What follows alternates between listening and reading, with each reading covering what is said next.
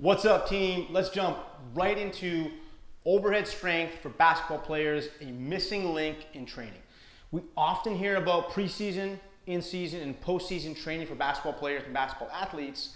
Single leg work, single arm work, core work, power, speed, agility, strength. Awesome, awesome, awesome. Keep it up. All of these things are crucial.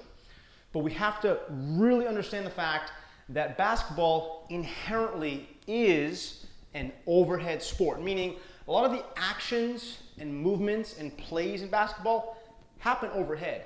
Think of, I'm gonna block a shot, I'm gonna rebound, right? Even when I'm contorted and my torso is aimed down and I'm reaching for a ball, that still is an overhead position. And again, these are just a few examples of how athletes in basketball are playing into overhead positions. I'm playing defense, my hands are up, so on and so forth. So number one is it is an overhead sport, so we have to train that way. Do all of the stuff that you're already doing from a training standpoint, but make sure that you're checking off these 4 boxes. So this vertical overhead pattern, I'm gonna push up or push or press into the overhead pattern with 2 arms, so bilaterally. I'm also gonna pull in this overhead, this vertical pattern bilaterally with both arms, okay, same thing. That's 1 and 2. Number 3 and 4, same thing, same motions, but now with 1 arm or unilateral. I'm gonna push or press into that vertical overhead pattern with 1 arm. I'm gonna pull into that vertical overhead pattern or row with 1 arm. Those 4 boxes, make sure you're training all 4 of those patterns at some point in your basketball strength conditioning training program. The last piece is when we train core, so core strength, we can sneak in overhead pattern, so this vertical overhead pattern while we're training core, specifically when we're training anti-rotation core, so I'm avoiding rotation, and also anti-extension, I'm avoiding extension, anti-extension core strength training. So making sure you're checking off those boxes. Here's a few examples of the core exercises you can implement while staying in that overhead pattern. So number 1 would be, you have this long band or a couple of bands, and you create what's called this front lift position. So I have the edge of the band here, I have the other end, I'm about shoulder width apart or so. It's coming off of one pocket, you do both sides obviously.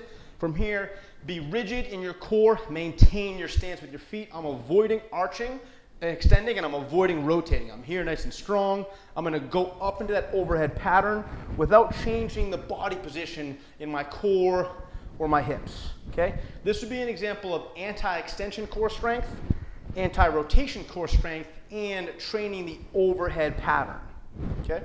That's number 1. Number 2 is gonna be, I'm gonna get in this position where I'm in a half nail position, band, long chop. So again, it's anti-rotation, anti-extension, and overhead pattern, especially coming across the body. So we're here, I'm gonna create this shoulder width apart position in my hands holding the band.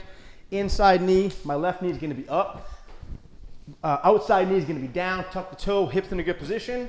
I'm gonna stare forward, I'm gonna start overhead, I'm gonna come across the body down toward my right pocket and maintain my hip, knee, and core position, all the while my arms are just coming down and across my body. Again, anti-rotation, anti-extension, core strength, and training that overhead pattern, specifically diagonally across the body.